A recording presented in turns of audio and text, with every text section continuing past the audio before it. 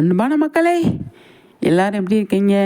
நல்லா இருக்கீங்க அப்படிங்கிற ஒரு நம்பிக்கையில் இன்றைக்கி மகாநதி இப்படி போச்சு அப்படிங்கிறத பார்க்கலாமா? நம்ம எதிர்பார்த்தது தாங்க. எப்போவுமே கொடைக்கானல்லேருந்து கிளம்பணும் அப்படின்ற ஒரு முடிவுக்கு வந்துட்டார் நம்மளோட விஜய்.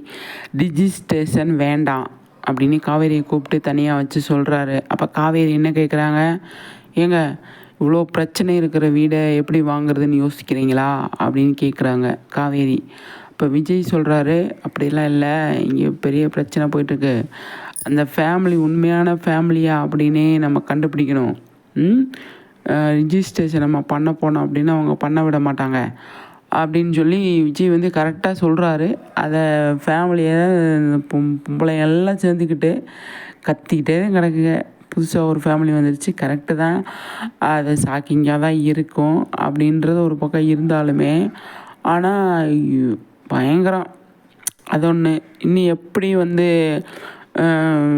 இந்த பிரச்சனையை விட்டு வெளியே வர போகிறாங்க அப்படிங்கிறது தான். பாட்டி அவங்க பாவம், அங்கனக்குள்ளே ஒரு பிள்ளையார் சிலை இருந்தது, அதுக்கு போய் பூ வைக்கலான்னு போனப்போ அந்த ஃபேமிலியெல்லாம் பேசிகிட்டு இருந்தாங்க. சரி பேசட்டும் அப்படின்னு சொல்லிட்டு விடாமல், எப்படி நீ போய் பேசலாம் அப்படின்னு சொல்லி சாரதா ஒரே சண்டைங்க. ரொம்ப கஷ்டமாக போயிடுச்சு. பாவம் பாட்டி அது வாட்டுக்கு நிற்கிது, அழுகுது. எதுவுமே அதுக்கு ஒன்றுமே புரியலை. விஜய் நிவின் தான் அந்த இடத்துல சூப்பராக ஹெல்ப் பண்ணாங்க. நீங்கள் இதை பற்றி கவலைப்படாதீங்க, வாங்க பாட்டி நாங்கள் இருக்கோம் அப்படின்னு சொல்லிட்டு, அதுக்கப்புறமா அந்த புது ஃபேமிலி இருக்காங்க இல்லையா, அவங்க வெளியிலே தங்கிட்டு இருக்கிறாங்க.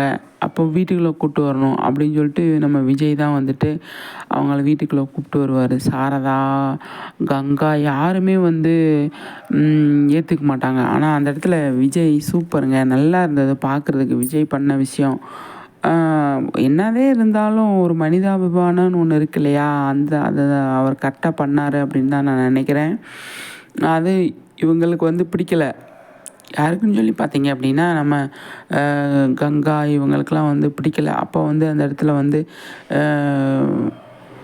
சாரதாமையும் விஜய் தான் திட்டிகிட்டு இருப்பாங்க, என்ன தம்பி இப்படி பண்ணுறீங்க அப்படின்னு.